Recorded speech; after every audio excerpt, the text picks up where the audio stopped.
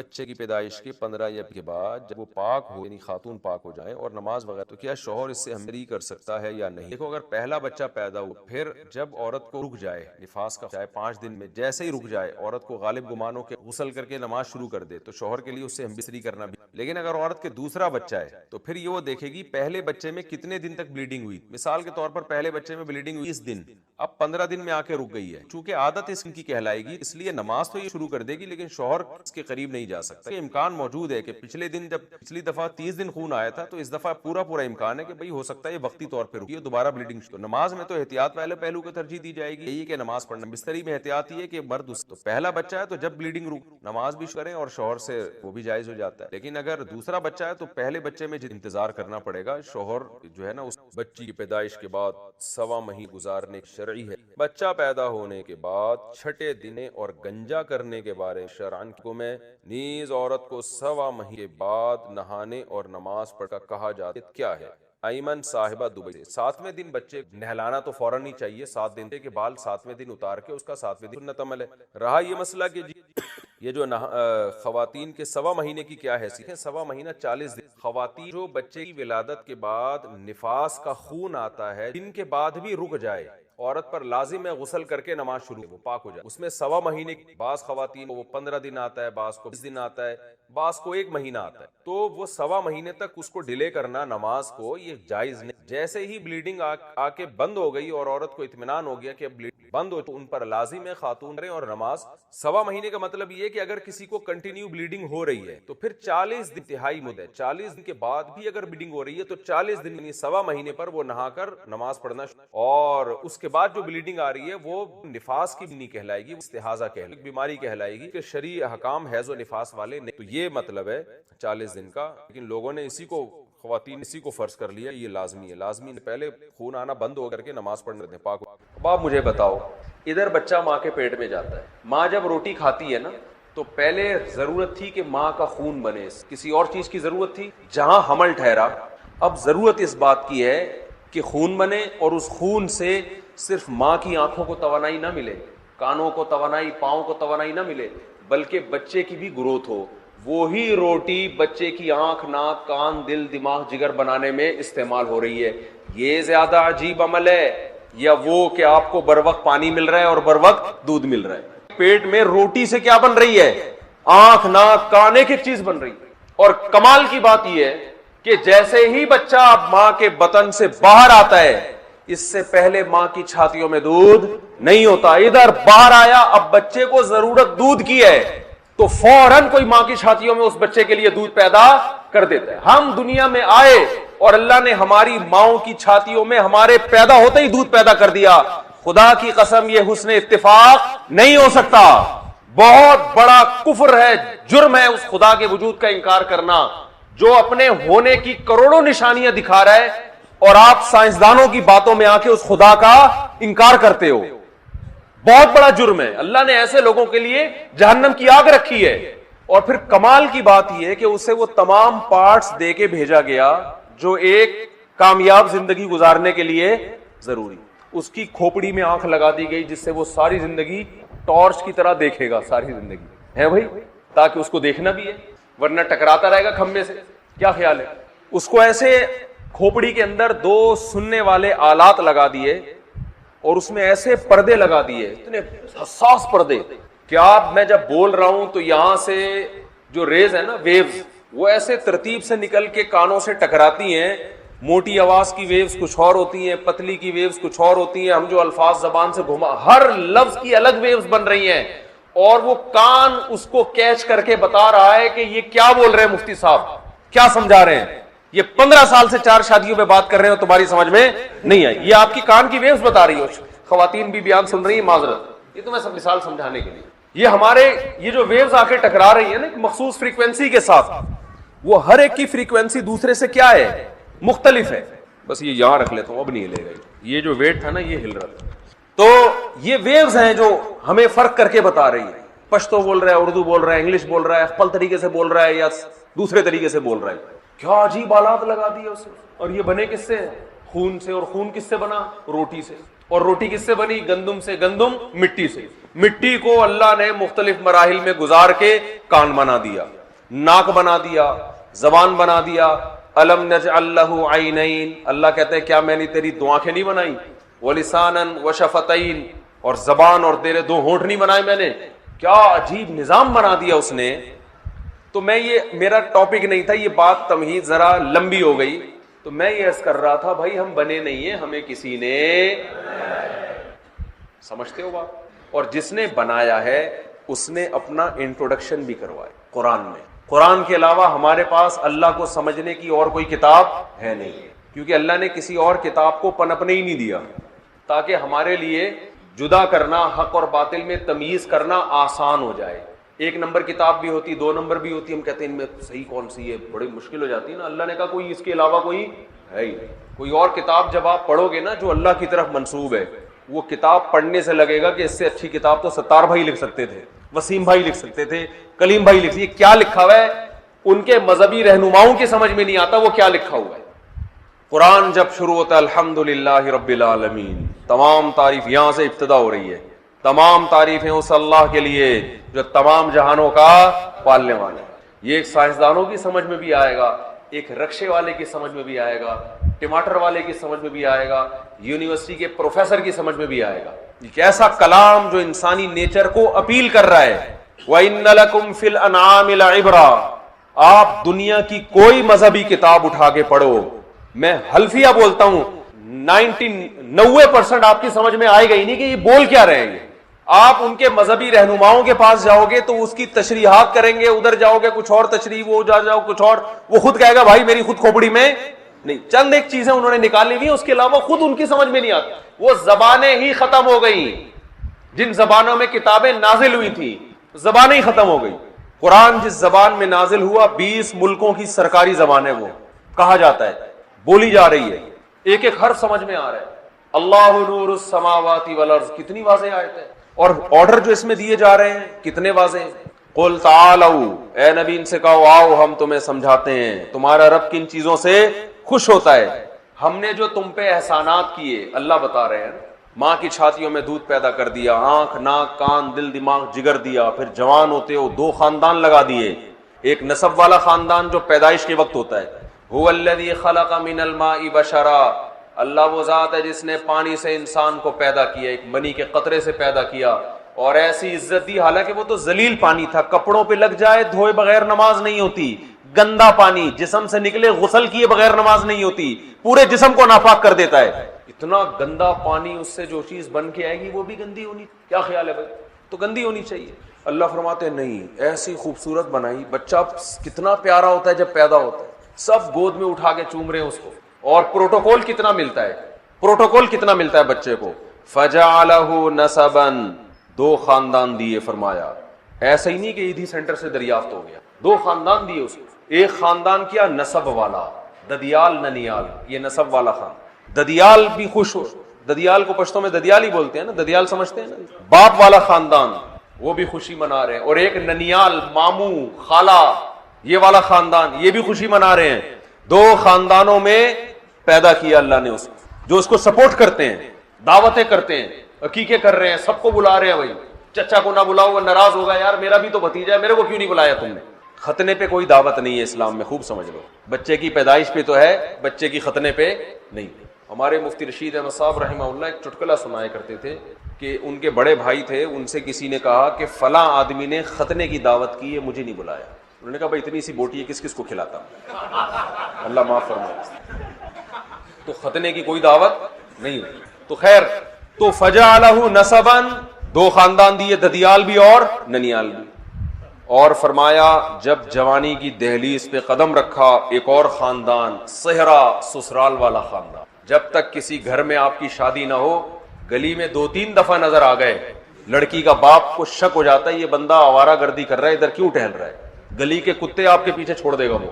لیکن وہی رشتہ ہو جائے، ہاں ہو جائے، پھر آپ گلی کے نکڑ پہ کھڑے ہو، آپ کے سسر صاحب بولیں گے بیٹا یہاں کیوں کھڑے ہو، اندر آؤ گھر پر.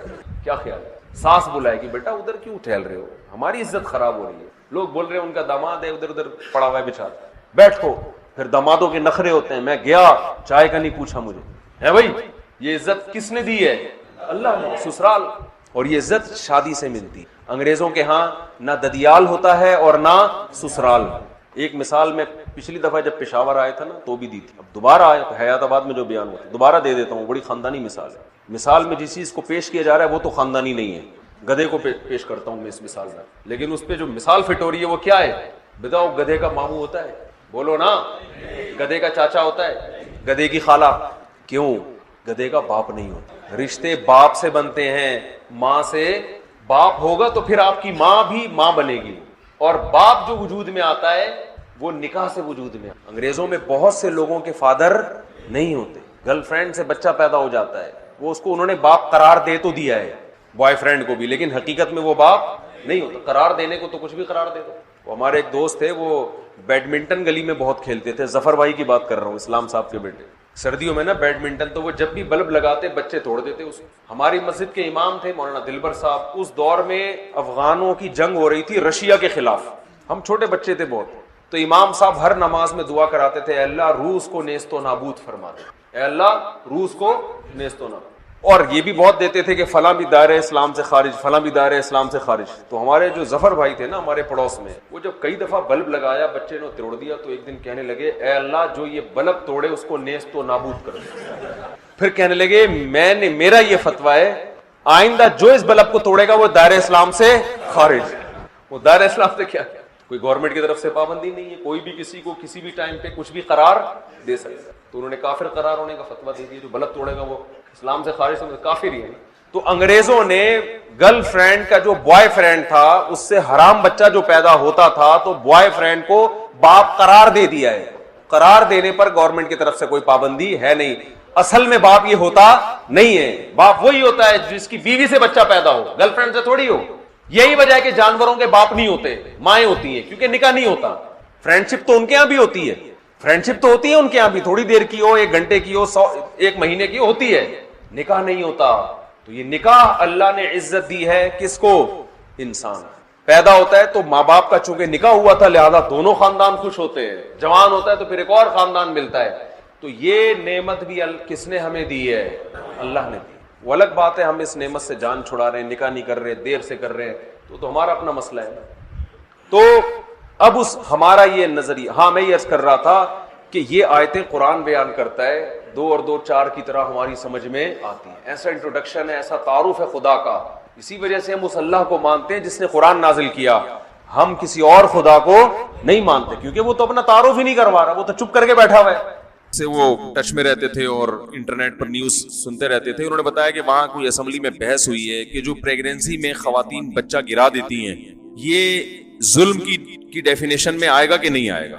بچہ پیدا ہونے کے بعد مارنا تو بہرحال یہ ظلم ہے, لیکن اگر کسی عورت کو پریگنینسی ہو گئی, اب وہ بچہ نہیں پیدا کرنا چاہتی, تو اگر وہ بچہ ماں کے پیٹ میں مار دے تو یہ ظلم ہے یا نہیں ہے؟ تو قانون ابتدا میں یہ پاس ہوا تھا کہ یہ بھی ظلم ہے, کیونکہ بہرحال وہ بھی ایک انسان ہے جس نے ابھی دنیا میں آنا ہے, تو اللہ نے اسے پیدائش کے لیے سلیکٹ کر لیا ہے. اب آپ اس سے زندگی کا حق نہیں چھین. اسلام تو یہی کہتا ہے کہ پریگنینسی چاہے 1 دن کی بھی ہو, شدید ضرورت کے بغیر آپ اس کو ضائع نہیں کر سکتے, کیونکہ اگرچہ وہ مردہ ہے, ابھی زندہ نہیں ہے, لیکن اللہ نے اس کو زندگی کے لیے سلیکٹ کر لیا ہے. کروڑوں جراثیم میں سے ایک کا انتخاب ہوتا ہے, اب آپ اس سے اس کا حق ضائع نہیں کر سکتے. اور اگر اس میں جان پڑ گئی, ہارٹ بیٹ شروع ہو گئے, پھر تو کسی قیمت پہ نہیں آپ اس کو گرا سکتے, وہ تو زندہ ہے, وہ تو بچہ ہے. تو قانون یہ پاس ہوا کہ بھئی نہیں گرا سکتی عورت. جب یہ قانون پاس ہوا تو بہت بڑا احتجاج ہوا خواتین کی طرف سے کہ ہم پہ ظلم ہے, ہم اگر ہماری چاہت کے بغیر پریگنینسی ہو گئی, بعض دفعہ پوری احتیاطی تدابیر ہوتی ہیں پھر بھی پریگنینسی ہو جاتی ہے, تو ہمیں کیوں مجبور کیا جا رہا ہے کہ ہم اس بچے کو پیدا کریں لازمی, یہ تو ہم پہ ظلم ہے. اور احتجاج ہوا اور بالآخر وہ قانون واپس لے لیا گیا. تو مجھے وہ میرے شاگرد تھے جنہوں نے یہ بتایا نا, انٹرنیٹ پہ سرچ کرتے, انہوں نے کہا کہ ایک گورے ہی نے اس قانون کے خلاف آواز اٹھائی ہے اور ایک مضمون لکھا ہے جو کسی نیوز پیپر پہ میں شائع بھی ہوا ہے. وہ آواز یہ اٹھائی کہ خواتین نے احتجاج کیا اور آپ نے قانون واپس لے لیا, کیونکہ آپ اپنی قوم کا جو ری ایکشن ہے نا وہ برداشت نہیں کر پا رہے کہ خواتین اس قانون کو مانتی نہیں. لیکن اس نے کہا یہ ظلم ہے, اس لیے کہ جس بچے کو ماں گرا رہی ہے اس کو بھی تو احتجاج کا موقع دو نا, کہ میرے خلاف جو قانون بن رہا ہے میں اس کو قبول ہے بھائی. انہوں نے کہا ہونا یہ چاہیے کہ یہ بچے پیدا ہونے تو ان کو، پھر یہ بالے ہو جائیں تو پھر ان سے پوچھو کہ تمہیں اگر ماں کے پیٹ میں گرا دیا جاتا تو ٹھیک تھا یا غلط تھا؟ اگر وہ کہتے ہیں ٹھیک تھا، ہماری ماں کی رعایت ہونی چاہیے تھی، ہماری گئی زندگی برباد، کوئی مسئلہ نہیں ہے، تو پھر تو یہ قانون کو کینسل کرنا چاہیے تھا، منسوخ کرنا چاہیے تھا۔ لیکن اگر وہ بچے پیدا ہونے کے بعد اور بالغ ہونے کے بعد یہ کہہ رہے ہیں کہ ہمیں ماں کے پیٹ میں گرانے کی اگر اجازت دے دی جاتی ماؤں کو تو ہم سے تو زندگی چھن گئی تھی، ہم اس قانون کو کسی قیمت پہ پسند نہیں کرتے، تو اگر ان کی اکثریت ہے تو پھر ان کے حق میں قانون پاس ہونا چاہیے۔ اور ظاہر ہے وہ تو ایسی عورتیں تو کچھ نہ کچھ ہوں گی جو یہ کہیں گی کہ ہمیں پریگننسی گرانے کی اجازت نہ ہو، چند ہوں گی، لیکن ایسا ایک بچہ بھی نہیں ہوگا جو یہ کہے گا کہ مجھے ماں کے پیٹ میں مار دیا جاتا تو زیادہ اچھا ہوتا۔ اب بتاؤ، ان کی سوسائٹی نے اجازت دے دی کہ ماں کے پیٹ میں بچے کو گرا دیا جائے، کوئی مسئلہ نہیں ہے، حالانکہ عقل یہ کہہ رہی ہے کہ یہ کیا ہے، اس بچے پر ظلم ہے، یہ ظلم ہے۔ یہ تو سوسائٹی سے فیصلے کرواؤ گے تو سوسائٹی تو ایسے فیصلے کرے گی، بلکہ گورنمنٹ سے فیصلے کرواؤ گے تو کرے گی۔ اتنی بڑی حکومت، اتنی پاورفل، جہاں بڑے بڑے دانشور بیٹھے ہوئے ہیں، انہوں نے ان بچوں کی رعایت نہیں کی جو ماں کے پیٹ میں زندگی حاصل کر چکے ہیں، ان کی قانون بناتے ہوئے ان کی کوئی رعایت نہیں ہے، کیونکہ الیکشن میں ان کا کوئی حصہ اور ان کا کوئی کردار ہے ہی نہیں۔ سیاسی رہنما تو یہ چاہتے ہیں نا کہ ہم قوم کو خوش کرنے کے لیے قانون بنائیں تاکہ ہمیں ووٹ زیادہ ملے۔ اگر وہ قانون، جو سیاسی لیڈر نے یہ قانون پاس کروایا، اگر وہ ان قانون پاس کر دیتا کہ ماں کو پیٹ میں بچہ گرانے کی اجازت نہیں ہے تو اگلے الیکشن میں اس کے لیے کامیابی مشکل ہو جاتی۔ یہ ہے سوسائٹی۔ انڈیا میں آپ دیکھ لیں، پرسوں یا ترسوں میں نے بی بی سی میں خود خبر پڑھی ہے، زندہ بچی دفن کی گئی ہے، زندہ بچی انڈیا میں۔ آپ کو پتا ہے انڈیا میں لڑکیوں کا ریشو خطرناک حد تک گر گیا، لڑکے زیادہ ہو رہے ہیں، اس لیے نہیں کہ قدرت نے لڑکوں کی پیداوار بڑھا دی ہے، نہ نہ نہ، ماؤں کے پیٹ میں بچیوں کو قتل کرنے کا ریشو خطرناک حد تک بڑھ گیا ہے۔ وجہ اس کی یہ کہ جب آپ مذہب کو فالو نہیں کرو گے تو پھر ہر شخص اپنا مفاد دیکھ کے قانون سازی کرے گا، سمجھ رہے ہیں؟ تو والدین یہ دیکھتے ہیں کہ بیٹی پیدا کرنے میں فائدہ کم ہے، بیٹا پیدا کرنے میں فائدہ زیادہ ہے، اور بچے بھی دو ہی پیدا کرنے ہیں، یہ بھی آپ نے ان کا دماغ بنا دیا۔ ہمارے ہاں تو کوئی 2 یا 3 نہیں ہے، اگر 4-6 بیٹیاں بھی ہو جائیں تو آدمی کہتا ہے چلو یار 4 بیٹیاں ہوں گی تو ہو سکتا ہے اب لائن لگ جائے 4 بیٹوں کی۔ آپشن یہ ہے کہ 2-3 سے زیادہ بچے نہیں ہونے، تو پھر 2-3 بیٹیاں لوگ برداشت نہیں کریں گے، وہ پھر کہیں گے مجھے لڑکا لازمی چاہیے۔ اب اگر بیٹی ہو گئی تو یہ جوا ہو گیا کہ نہیں ہو گیا، کہ اب اگلی دفعہ دیکھیں کیا ہوتا ہے۔ تو اگر اس کے پیٹ میں، ماں کے پیٹ میں بیٹی ہوگی تو وہ گرائے گی لازمی۔ وجہ اس کی ہے وہ عقل سے یہ سوچتی ہے کہ بھائی میں نے اپنا مفاد دیکھنا ہے، کیونکہ اس بچی کو پڑھانا لکھانا ہم نے ہے، اس کو اچھی ایجوکیشن نہ دی تو رشتہ نہیں آئے گا، اور ایجوکیشن پہ پیسہ ہم نے خرچ کیا تو فائدہ کون اٹھائے گا؟ سسرال۔ تو ہم کیا پاگل ہیں سسرال کے منہ بھرنے کے لیے اور اس کی خواہشات کو بھرنے کے لیے ہم لاکھوں روپے بیٹی پر اڑا دیں؟ پاگل ہیں کیا؟ تو وہ اپنے لحاظ سے بالکل ٹھیک سوچ رہے ہیں۔ اس کا نقصان کس کو ہو رہا ہے؟ اس بیٹی کو جس کو پیدا ہونے کا حق اس سے چھین لیا گیا۔ اور بعض دفعہ یہ ہوتا ہے کہ پیدا ہونے کے بعد اس طرح سے قتل کر دیا جاتا ہے کہ کیس نہ بنے، تو جلد بازی میں بوڑھے آدمی نے، یا کوئی بھی جوان تھا بوڑھا تھا واللہ عالم، اس نے جلد بازی میں نا کہ بیٹی کا اس کو لگا کہ مر گئی ہے، ابھی مری نہیں تھی، اور اس نے کمبخت نے لے جا کے دفنا دیا اس کو۔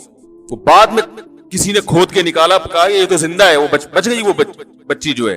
تو یہ جو جرم ہو رہا ہے معاشرے میں، بتاؤ یہ مذہب سے بغاوت کا نتیجہ ہے یا نہیں ہے؟ دنیا کا کوئی قانون اس جرم کو ختم کر سکتا ہے کیا؟ کوئی نہیں۔ یہ پولیس سے ختم کروانا ممکن نہیں ہے، کیونکہ پولیس یہ کرے گی نا، خود اس کے اپنے گھر میں یہ ہو رہا ہوگا، وہ خود اپنی بیوی سے کہہ رہا ہوگا کہ بیٹی ہے تو گرا دو اس کو۔ اس لیے کہ جب معاشرے میں اس کا کوئی بڑا کردار ہی آپ نے اس کو ختم کر دیا، صرف کمانا ہی اور ایجوکیشن ہی دنیا کی سب سے بڑی ضرورت ہے، تو وہ کہیں گے یار ہم سارا خرچہ اس بیٹی کے اوپر کریں اور فائدہ کس کو ہوگا؟ سسرال کو۔ تو پاگل ہے ہم سسرال کے لیے اتنی محنت کریں، ہم بیٹے پہ خرچ کریں گے فائدہ ہمیں ہوگا، اور وہ ہے بھی کمزور، اور ہے بھی آپ کے پاس 2 آپشن، 2 سے زیادہ کرنے نہیں ہیں۔ یہ سب اللہ کے قانون کو نہ ماننے کے دنیا کے عذابات ہیں جو آ رہے ہیں دنیا میں، سمجھ رہے ہو نا؟ اللہ نے کہا کہ آپ کو اس میں چھیڑ چھاڑ کی اجازت نہیں ہے، اجازت آپ کو 2 ہو 3 ہو 4 ہو 10 ہو، یہ میرا کام ہے کتنے دینے میں نے، بیٹیاں دینی ہے بیٹے دینے، یہ میرا، مجھ پہ چھوڑ دو۔ اے اللہ اگر ہم تجھ پہ چھوڑ دے اور تو نے مجھے 10 بیٹیاں دے دی تو میں کہاں جاؤں گا؟ سوال یہ پیدا ہوتا ہے نا۔ اللہ کہیں گے کوئی بات نہیں، تجھے اگر 10 دیے نا تو ممکن ہے کسی کزن کو یا تیرے کسی بھائی کو میں 10 بیٹے دے دوں تو ان کے رشتوں میں مشکلات بولو نہیں ہوں گی, صحیح ہے نا؟ جتنی بیٹیاں ہوں گی اسی حساب سے لڑکے پیدا ہوں گے. اور دوسری بات اللہ سے ہم پوچھتے ہیں کہ اللہ ہم اگر اتنی بیٹیاں ہو جائیں گی تو اللہ ان کا خرچہ کون اٹھائے گا؟ ہم ان کو اتنی تعلیم دیں گے, فائدہ کون اٹھائے گا؟ سسرال. تو اللہ کہتے ہیں کہ تمہارے ذمے اس کی تعلیم نہیں ہے, اس کی تعلیم اس پہ خرچ وہ کرے گا جس نے اس کو بیوی بنا کے لے کے جانا ہے. اسی وجہ سے اللہ نے نابالغ بچی کی بھی شادی کی اجازت دے دی ہے. بیٹی تمہارے پیدا ہوئی ہے, امانت کسی اور کی ہے, تو یہ امانت بچپن میں بھی کسی کے حوالے کی جا سکتی ہے. تبھی اسلام میں نابالغ بچی کی شادی بھی بالکل جائز ہے. بہت مشکل ہے سمجھانا میرے بھائی. پہلے تو بہت ہوتا تھا, نابالغ بچیوں کی شادی ہوتی تھی. بھائی یہ بیٹی پیدا ہوئی ہے تو وہ آ جاتی تھی چمونی آپا کہ میرا بیٹا ہے بھائی, ابھی سے بیٹی مجھے دے دو, ٹھیک ہے نکاح پڑھاؤ, یہ آپ کی ہو گئی. بلوغت کے بعد رخصتی ہوگی. اب سسرال کی ذمہ داری تھی اس پہ خرچ کرنا, اس کی کہ بھئی ہماری بہو ہے تو اچھا ڈاکٹر بن جائے, اچھا انجینئر بن جائے. فائدہ کس کو ہوگا؟ ہمیں. ہم کہتے ہیں کہ شادی دیر سے کرو, اتنی لیٹ کرو کہ سارا خرچہ ماں باپ اٹھائیں, اور وہ بھی اس لیے کہ اگر ہم نے ایجوکیشن پہ خرچ نہیں کیا تو رشتہ ہی نہیں آئے گا سرے سے. کیونکہ مرد کے پاس منہ کالا کرنے کے لیے اس کے آفس میں لڑکیاں بہت ہیں. میں سمجھا پا رہا ہوں اپنی بات؟ جبکہ اللہ نے وہاں بھی مرد پہ پابندی لگائی اور عورت پہ بھی پابندی لگائی ہے کہ وہ بے پردگی نہ کرے, تاکہ مرد کو موقع نہ ملے, وہ مجبور ہو جائے شادی کرنے پر, وہ مجبور ہو جائے کسی بچی کو عزت کے ساتھ گھر میں دلہن بنا کے لانے پر. تو مذہب کی بغاوت, کہتے ہیں نا ایک جھوٹ چھپانے کے لیے 100 جھوٹ بولنے پڑتے ہیں. جب ان لوگوں نے, غیر مسلم ممالک نے مذہب کی بغاوت کی لبرل بننے کے چکر میں, تو اس بغاوت کے نتیجے میں جو فساد آئے نا, ہر فساد کو کے سائیڈ افیکٹ سے بچنے کے لیے کوئی دوسرا غلط قانون بنایا, پھر اس کے سائیڈ افیکٹ سے بچنے کے لیے تیسرا غلط قانون, اور وہ غلط در غلط ہوتا چلا جا رہا ہے. اس کا کوئی حل نہیں ہے سوائے وہ جو اسلام نے دیا ہے.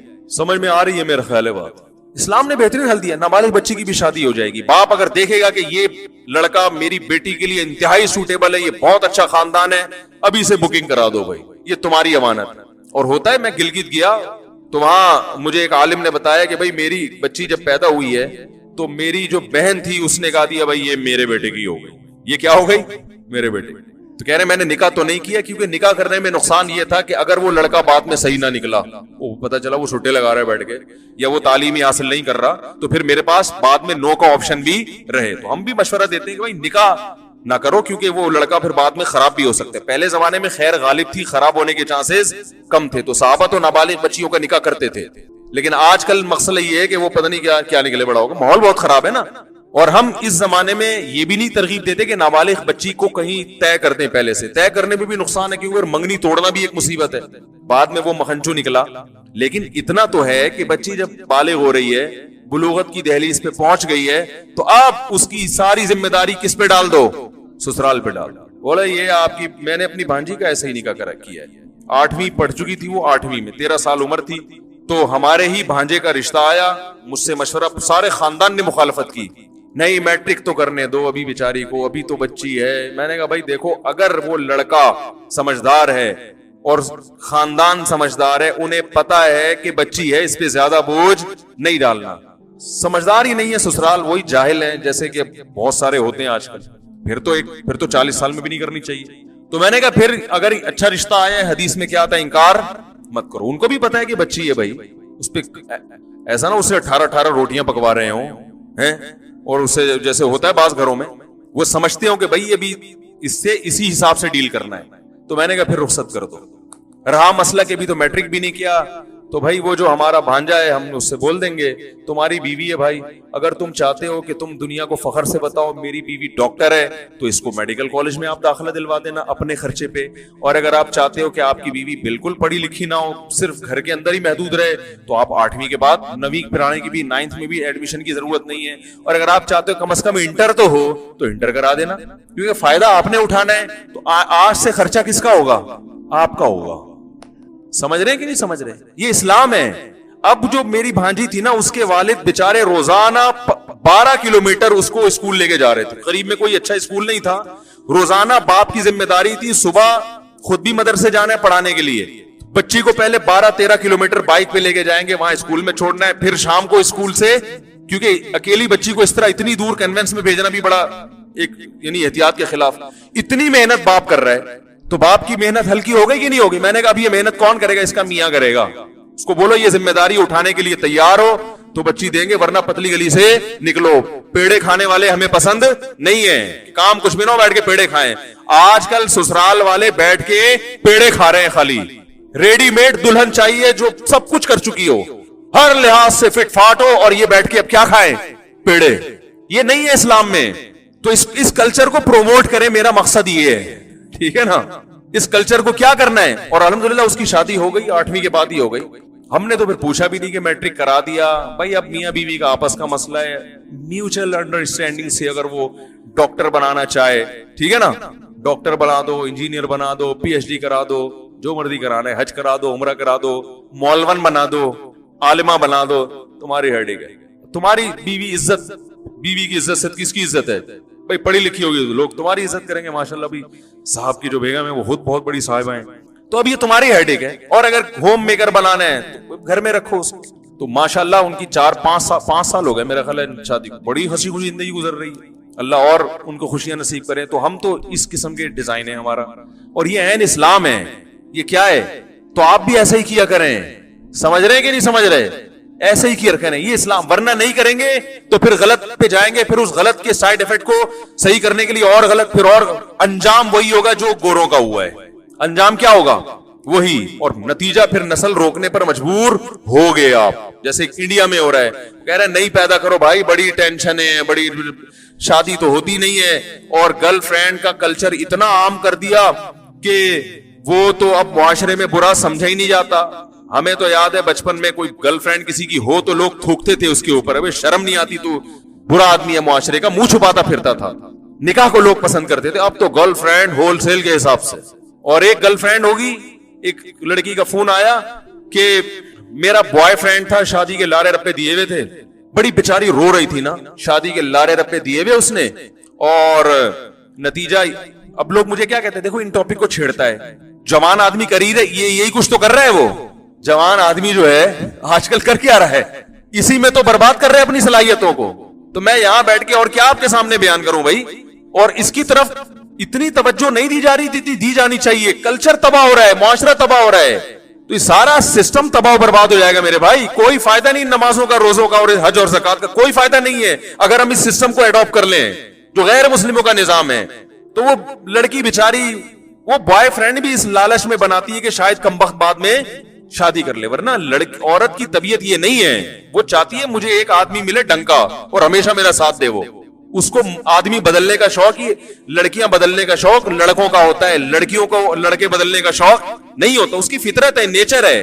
تو وہ کہتی ہے وہ میرے لارے رپے دیے ہوئے تھے. کہیں اس نے اس کا اپنے بوائے فرینڈ کا جو ہے نا موبائل اٹھا کے چیک کر لیا, پتا چلا اس میں تو ہول سیل کے حساب سے سب سے یہی وعدے کیے ہوئے کہ میں صرف اور صرف کس کا ہوں, تمہارا. اور بائک کے پیچھے لگوایا صرف تم. ہر ایک سمجھ رہی ہے کہ صرف میں, کسی کو کیا پتا. تو یہ پنجاب کی خواتین ماشاءاللہ صحت کی بھی اور جذبات کی بھی ٹائٹ ہوتی ہیں. اس لڑکی نے کیا کیا ہے, یہ پنجاب کی تھی, اس نے اٹھا کے نا جوتوں سے مارنا شروع کیا اس کو. اس کے گھر جا کے اس کو کہا کہ پہلے اس کی بہنوں کو کہا کہ میں ایکچولی ملنا چاہتی ہوں, تو کلچر تو ماڈرن ہے, آئیے ملیے, آپ کے بوائے فرینڈ نے میرے جو بردر ہیں وہ آئیے ملیے, ملاقات کریں. ہم بھی تو جاتی ہیں نا ملنے کے لیے, آپ بھی تشریف لائیے.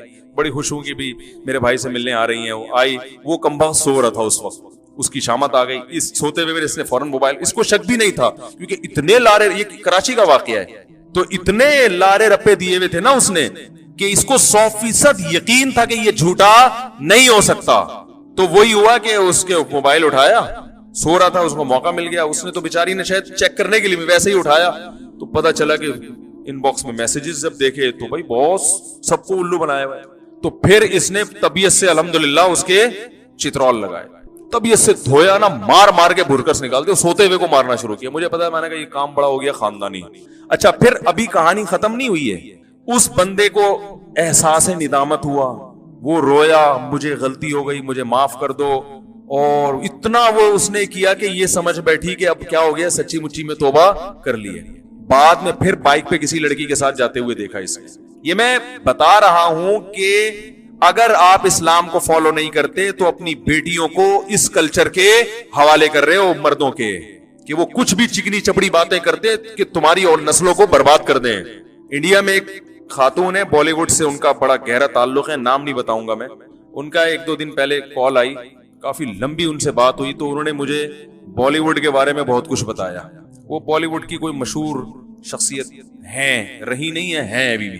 انہوں نے بتایا کہ میں نے خواتین کی آزادی, حالانکہ وہ خود بھی ایک آزاد خاتون ہے, آزاد خیال خاتون ہے, انہوں نے کہا کہ مفتی صاحب میں نے خواتین کی جو آزادی یہاں دیکھی ہے تو مجھے جتنا یقین ہے نا کہ یہ آزادی کے نام پہ کس طرح لڑکیوں کو برباد کیا جا رہا ہے, اتنی معلومات شاید آپ کو نہیں ہو. صرف لیبل ہے, اسکرٹ پہننا اور بغیر اس کو یعنی فٹنگ کے کپڑے اور یہ سب, مردوں کے ساتھ اختلاط, اور گھر میں کوئی روک ٹوک نہیں ہے. انہوں نے کہا اس آزادی سے برباد عورت ہو رہی ہے. اس نے کہا میں نے یہ بہت ظاہر ہے, وہ تو اس فلم انڈسٹری سے اس کا تعلق ہے نا بڑا گہرا. انہوں نے کہا یہ میں نے اپنی آنکھوں سے دیکھا ہے, یہ سب بکواس ہے. کہہ رہی ہے, وہ کہتی ہے کہ میں تو اس پورے عمل سے گزر کے یہاں تک پہنچی ہوں. میں لڑکیوں کو کہتی ہوں گھر کی 4 دیواری سنبھالو, جا کے نہ ہو اس فیلڈ میں, گھر کی 4 دیواری سنبھالو, یہ برباد کر دیں گی تمہیں یہ زندگی. تو جن کو اللہ نے سمجھ دی ہے نا, عقل دی ہے, وہ یہ سب چیزیں جانتے ہیں. عقل ہی اندھی ہو جائے, انسان اپنی آنکھوں پہ پٹیاں باندھ لے, تو پھر تو اس کا کوئی حال نہیں. تو میں یہ عرض کر رہا تھا کہ اگر سوسائٹی کو فالو کرو گے, سوسائٹی SOCIETY, اگر اس کو فالو کرو گے آپ, تو پھر یہ ہوگا کہ ماؤں کے پیٹ میں بچیاں قتل ہوں گی. عرب کیا کرتے تھے, ان کو پریگننسی گرانا نہیں آتی تھی, اور یہ پتہ بھی نہیں چلتا تھا کہ ماں کے پیٹ میں بیٹی ہے یا بیٹا, الٹرا ساؤنڈ کا کوئی سسٹم نہیں تھا, تو وہ انتظار کرتے تھے پیدائش کا. جب پیدا ہو گئی, بیٹا ہے تو ٹھیک ہے, بیٹی ہے تو کیا کرتے تھے, دفن کراتے تھے جا کے. میں نے وہ قبرستان مکہ میں دیکھا ہے جہاں بیٹیوں کو زندہ دفن کیا جاتا تھا. اور آپ دیکھیں کوئی معجزہ کیا ظاہر ہوا ہے کہ وہ سعودی عرب نے تو آپ کو پتا ہے تمام نشانیاں ختم کر دی, کہیں بلڈنگ بنا دی. مفتی تقی عثمانی صاحب تو ایک دفعہ رو پڑے تھے بیان کرتے ہوئے کہ اللہ تعالیٰ ان کو ہدایت دے, جو ہمارے پیغمبروں کے اور صحابہ کرام کی یادگاریں تھی بھائی, اس کو تو محفوظ, یہ تو ہمارا بڑا 1400 سال سے امت نے محفوظ رکھا ہوا, اس کو تو کم از کم ضائع نہیں کرنا چاہیے. توحید کے نام پہ, توحید بہت اچھی چیز ہے, تو آپ ان جگہوں پہ شرک نہ ہونے دیں, بالکل ہی وہ جگہ ہی مٹا دینا. امت پاگل تھی جو 1400 سال سے ان کی حفاظت کر رہی, سارے مشرک تھے کہ جو حفاظت کرتے آ رہے تھے. تو ایسے بہت ساری ہماری تاریخی مقامات تھے جو ختم ہو. احد پہاڑ کی جو وہ پہاڑی ہے جہاں سے عبداللہ ابن جبیر رضی اللہ تعالیٰ عنہ کو نبی نے چھوٹے سے ٹیلے پہ بٹھایا تھا نا کہ یہاں سے خالد ابن ولید حملہ کر سکتے ہیں تو تم یہاں بیٹھو, وہ ٹیلا آج تک موجود ہے. وہ ٹیلا بھی گرانے لگے تھے, اس پر ایک انڈیا کے ایک بوڑھے آدمی تھے, وہ ٹریکٹر کے سامنے آ کے لیٹ گئے. انہوں نے بولا میری لاش پہ صحیح گزر کے جائے گا, پھر یہ گرانے دوں گا, نہیں گرانے دوں گا میں. پھر مدینہ میں الحمدللہ عربوں نے بھی احتجاج کیا کہ یار یہ تو احد پہاڑ اور یہ تو پوری ایک تاریخ اس سے وابستہ ہے, اس کو کیسے گرا سکتے ہو بھائی آپ. تو اللہ کا شکر ہے حکومت سعودیہ نے وہ فیصلہ واپس لے لیا. مسجد نبی کی توسیع میں یہ ہونے لگا تھا کہ محراب سے آگے بڑھائی جائے. جو مسجد نبی کا جو محراب ہے نا, آپ کو پتا ہے رسول اللہ صلی اللہ علیہ وسلم جہاں کھڑے ہو کر نماز پڑھایا کرتے تھے, جب مسجد نبی کی توسیع ہوئی ہے تو پھر ایک صف آگے بڑھا دی گئی, پھر ایک صف آگے بڑھا دی گئی. تو حضرت عثمان رضی اللہ تعالی عنہ جہاں نماز پڑھایا کرتے تھے, اس کے بعد مزید فرنٹ سے مسجد نبی کو بڑھایا نہیں گیا. تو اس وقت سے لے کے آج تک امام کا مصلی وہی ہے جہاں خلیفہ راشد حضرت عثمان کا مصلی تھا. یہ کتنی فخر کی بات ہے کہ مسجد نبی کا امام وہیں کھڑے ہو کر نماز پڑھاتا ہے جہاں حضرت علی نماز پڑھایا کرتے تھے. جہاں تو ایک تاریخ ہے نا کہ یار یہ وہ جگہ ہے جہاں اتنے بڑے بڑے, اور اس سے 2 صف پہلے محمد صلی اللہ علیہ وسلم کا مصلی ہے. میں جب مسجد نبی گیا میں نے تو وہ جگہ بار بار دیکھی محبت سے کہ یار یہ جگہ تھی جہاں محمد صلی اللہ علیہ وسلم نماز پڑھاتے تھے, اور یہ وہ صف تھی جہاں ابو بکر, عمر, علی, عثمان کھڑے ہوتے تھے. تو اس سے ایمان بڑھتا ہے. آپ وہ جگہ ہی غائب کر دیں. تو ہوا یہ تھا کہ ارادہ یہ ہوا تھا کہ فرنٹ سے بڑھایا جائے, اور دلیل یہ دی کہ بھائی نبی کے بعد بھی تو فرنٹ سے صحابہ نے بڑھایا نا, بڑھایا, لیکن اب 1400 سال سے اس میں اضافہ نہیں کیا. اب وہ ایک تاریخی حیثیت بن گئی ہے اس کی. تو الحمدللہ اہل مدینہ نے اس پہ بھی احتجاج کیا, انہوں نے کہا فرنٹ سے نہیں بڑھنے دیں گے, پیچھے سے جتنی مرضی بڑھا لو, فرنٹ وہی رہے گا جو حضرت عثمان اور علی رضی اللہ عنہما کے دور میں تھا. تو سعودیہ کے بہت سے کام اچھے بھی ہیں, لیکن کچھ کام ایسے ہیں جن پر علماء کو تحفظات. تو میں وہ عرض کر رہا تھا کہ وہ جو قبرستان تھا جہاں بیٹیوں کو زندہ دفن کیا جاتا تھا, وہ بھی 1400 سال سے امت نے ایک 4 دیواری کر کے اس کو محفوظ کیا ہوا تھا. تو حکومت نے ابھی ماضی قریب میں اس کی کوشش کی تھی. وہاں ایک پٹھان مزدور تھے, انہوں نے مجھے یہ پورا واقعہ سنایا.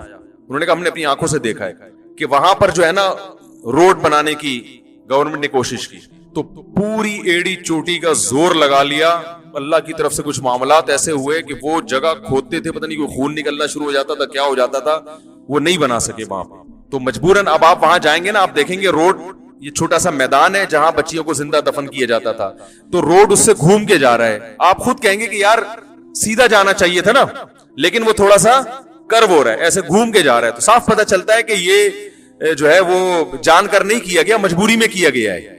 تو وہ قبرستان, اس سے پتہ چلتا ہے کہ اللہ نے اس قبرستان کو باقی رکھا ہوا ہے کہ جو لوگ حقوق نسواں کی بات کرتے ہیں, لڑکیوں کے حقوق کی بات کرتے ہیں, تو انہیں یقین آ جائے اس قبرستان کو دیکھ کر کہ عورت کو حقیقی معنوں میں حق صرف اسلام نے دیا ہے. ابھی بھی یقین نہیں آئے تو جاؤ ان ملکوں کے حالات جا کے دیکھو جہاں اسلام نہیں ہے. آج بھی وہاں پر بیٹی کو زندہ ماں کے پیٹ میں مارا جا رہا ہے. دفن اس لیے نہیں کیا جا رہا کہ اب دفن کی ضرورت نہیں ہے, ماں کے پیٹ میں ہی جب پتا چل جاتا ہے کہ بیٹی ہے تو وہی مار دو اس کو, کیس بھی نہیں بنے گا. ٹھیک ہے, انڈیا میں قانوناً جرم ہے یہ, یعنی قانوناً لا میں اس کی اجازت نہیں ہے, لیکن بات یہ کہ جب آپ نے ایک ایسا ماحول پیدا کر دیا تو لوگ تو پھر اپنے آپ کو مجبور سمجھیں گے نا. ماحول تو آپ نے یہ بنا دیا کہ بچے بوجھ ہیں, پھر ان کی شادیوں میں مشکلات, پھر جہیز کی رسومات, اور پھر اس کی ایجوکیشن, اور پھر آزادی اتنی ساری. جب لڑکیوں کو آزاد کریں گے تو لڑکوں کو فری میں جب اپنی خواہش پوری ہوگی بیوی نہیں بنائیں گے, تو ماں باپ اس پہ ہے کہ بوائے فرینڈ تو مل جائے گا میری بچی کو 15 سال میں, اچھا آدمی نہیں ملے گا, یہ ایک الگ ٹینشن. تو پھر وہ کیا کریں گے, زندہ دفن کریں گے اس کو, وہ اس کو ماں کے پیٹ میں ماریں گے. تو اس کا حل صرف کس میں ہے, تو سوسائٹی کو فالو کرو گے تو سوسائٹی تو یہ سب کچھ کر رہی ہے. ایک صاحب مجھے کہنے لگے پولیس اس کو روکتی ہے کہ کسی بچی کو ماں کے پیٹ میں مارنے نہ دیا جائے, کیس بنتا ہے. میں نے کہا اس پولیس والے سے جا کے پوچھو کہ تم نے اپنے جو ہے نا اپنی کتنی بیٹیوں کو قتل کیا ہے, اس سے جا کے پوچھو, کہے گا ہم بھی چھپ چھپا کے کر رہے ہیں. تو یہ اسلام بہت بڑی رحمت ہے. یا بولی من یشاء اناسا, اللہ نے فرما دیا جس کو چاہتا ہوں بیٹیاں دیتا ہوں, ہبا کرتا ہوں, عطا کرتا ہوں. ہبا کہتے ہیں گفٹ. اللہ نے بتا دیا کہ یہ بیٹیاں کوئی پینلٹی نہیں ہے, کوئی تمہارے گناہوں کی سزا نہیں ہے, رحمت ہے. ہبا کرتا ہوں, گفٹ کرتا ہوں. اس کو گفٹ اور تحفہ سمجھ کے لیا کرو. اے اللہ تحفہ سمجھ کے لیں گے تو بوجھ بنتی ہے, اللہ نے کہا کوئی بوجھ نہیں بنے گی. بھائی تم پالو بچپن میں تمہاری آنکھوں کی ٹھنڈک, اور ٹینشن کون اٹھائے گا, جو اس سے فائدہ اٹھائے گا. فائدہ باپ نہیں اٹھاتا, باپ بھی اٹھاتا ہے لیکن زیادہ فائدہ سسرال اٹھاتا ہے. تو یہ اس کی ٹینشن ہے. جہیز نہیں ہے اسلام میں, نبی نے اپنی کسی بیٹی کو جہیز نہیں دیا. مہر ہے, مہر. مہر کس کے ذمے ہے, شوہر کے ذمے ہے. اگر جہیز اسلام میں ہوتا تو یہ کیسی حماقت کی بات ہے. ایک طرف ہم کہتے ہیں مہر کے بغیر نکاح نہیں ہوتا, تو نکاح نامے میں مہر لکھا ہوا ہے 50,000, ایک مثال دے رہا ہوں, اور لڑکی سے جہیز کتنا لے رہے ہو, 5 لاکھ کا. تو یہ کامن سینس کی کوئی بات بنتی ہے؟ ابے 50,000 دے کے تو لے 5 لاکھ روپے رہے, یہ کون سا قانون ہے بھائی؟ نہیں یار سمجھ میں تو رہنے دو یار, یہ کوئی کھوپڑی میں آتی ہے بات. ایک صاحب مجھے کہنے لگے فجر کے بعد سونا پسندیدہ نہیں ہے اسلام میں, اس کی کیا دلیل ہے؟ میں نے کہا اگر فجر کے بعد سونا پسندیدہ ہوتا تو فجر میں اللہ اٹھواتا کیوں؟ سونے کے لیے اٹھوایا ہے. ارے ہمیں اللہ کہہ رہے آج فجر ابھی 6 بجے ہو رہی ہے نا, تو 5:45 بجے اٹھا رہا ہے اللہ تعالیٰ, اس لیے کہ تاکہ دوبارہ سو جاؤ. تو یہ دنیا میں کوئی ایسا قانون دیکھا ہے کہ آپ کو اس لیے اٹھایا جا رہا ہے تاکہ 15 منٹ میں دوبارہ سو جائے؟ فجر کی نماز اس وقت رکھی اس لیے گئی ہے کہ اب یہ اٹھنے کا ٹائم ہے, اب اٹھو, اب کاموں پہ جاؤ نماز پڑھ کے. تو کچھ چیزیں ہوتی ہیں تھوڑی سی کھوپڑی استعمال ہو تو وہ سمجھ میں آ جاتی ہیں. ہاں رات کو کسی کو نیند نہ آئی ہو یا کوئی نائٹ ڈیوٹی کرتا ہو, وہ ایک الگ مسئلہ ہے. تو خیر, تو 50,000 روپے جہیز دے رہے, مہر دے رہے ہیں. حالانکہ اسلام میں مہر میں بھی پتہ ہے کیا قانون ہے, مہر مثل. مہر مثل میں ہوتا ہے لڑکی کی خوبصورتی, اس کی ایجوکیشن, اس کا خاندان, اور اس کماری ہے یا طلاق یافتہ, ان تمام چیزوں کو دیکھ کر اس کے حساب سے مہر رکھا جائے. اور یہ مہر مارکیٹ میں یہ صرف اربوں میں رہ گیا ہے, اور افغانیوں میں, انڈین پاکستانیوں میں یہ مہر ختم. اب مہر کیا ہو رہا ہے, 25,000, 10,000, وہ بھی موجل بعد میں ادا کیا جائے گا. ایک صاحب میرے پاس آئے کہ میری بیوی کا مہر 25 روپے تھا, اس کا انتقال ہو گیا ہے تو میں دے سکتا ہوں. بوڑھے آدمی تھے. میں نے کہا 25 روپے؟ کہہ رہے ہیں یار 1948 میں شادی ہوئی, 25 روپے کی بڑی ویلیو تھی. میں نے کہا اب اس تکلف کی کیا ضرورت ہے یار, خام خواہ میں مہر بھی دے دو گے اور آخرت میں سوال بھی نہیں ہوگا ہے. تو اب نہیں دو تاکہ آخرت میں سوال تو ہو نا. 25 روپے دو بھی دو گے اور آخرت میں اللہ پوچھے گا کہ یار یہ 25 روپے کیا ہے, تو آپ کہو گے بھائی طے یہی ہوا تھا. تو فرشتے کچھ کہیں گے, پھر بولیں گے طے یہی ہوا تو ہم کیا کریں بھائی, اب تو یہی طے ہوا. کیا خیال ہے؟ تو میں نے کہا چھوڑے بڑی دیں, تھوڑا سا چترول مترول بھی کھا لیں تاکہ بیوی تھوڑی سی خوش ہو جائے گی. تو 50 اچھی خاندانی لڑکیاں ہیں, مہر کیا ہے 50,000 20,000, لڑکا کما رہا ہے 2 لاکھ 3 لاکھ 4 لاکھ, مہر کیا رکھ رہا ہے؟ ارے 1 مہینے کی تنخواہ تو کم از کم, مہر کا تو بنیادی مقصد تھا کہ تمہاری جیب سے جب خرچہ ہوگا تو ایک تو یہ پتا چلے گا تم واقعی انٹرسٹڈ ہو شادی کرنے میں, فری پھوکڑ میں نہیں. فری پھوکڑ میں تو ہر آدمی ہر چیز قبول کر لیتا ہے, روکڑا جیب سے نکلے گا تو پتا لڑکی کے باپ کو یقین ہو جائے گا ہاں بھائی یہ انٹرسٹڈ ہے اور یہ رکھنے کے لیے کر رہا ہے, چھوڑنے کے لیے نہیں کر رہا. تو کم از کم 1 مہینے کی تنخواہ تو رکھو میرے بھائی, کم از کم مرے سے مرا 1 مہینے کی تنخواہ تو دائیں بائیں ہلے نا, کچھ ہو گیا یار کچھ ہوا ہے. ایسے 25,000 روپے 1,500 روپے یہ مہر چل رہے مارکیٹ میں, اور لڑکی والے دے کیا رہے ہیں 5 لاکھ کا جہیز کم از کم. غریبوں کی بات کر رہا ہوں میں. اور پھر جو الگ ساری زندگی سسرال سے دب کے رہنا, یعنی لڑکی والوں کا سسرال سے دب کے رہنا داماد سے, وہ داماد جوتے کی نوک پہ رکھ رہا ہوتا ہے. میں نیو کراچی میں تھا نا, تو وہاں گجراتی لوگ ہیں, وہ تو انڈین کلچر ان کے ہاں بہت زیادہ ہے نا, کیونکہ وہ کافی بعد میں مائگریٹ کر کے ہیں. وہ مجھے کہنے لگے ہمارے یہاں جب کسی کو گالی دینی ہوتی ہے نا, بد دعا دینی ہوتی ہے, ہم کہتے ہیں اللہ کرے کہ تو میرا سسر بن جائے. میں نے کہا یہ کیا, یہ دعا ہے بد دعا ہے؟ انہوں نے کہا یہ بد دعا ہے. کیوں کہہ رہے ہیں؟ جب سسر بن جائے گا نا تو پھر میں جو تجھے ستاؤں گا تو میں صرف ستانے کا آپشن میرے پاس ہوگا, تیرے پاس انتقام لینے کا آپشن نہیں ہوگا, کیونکہ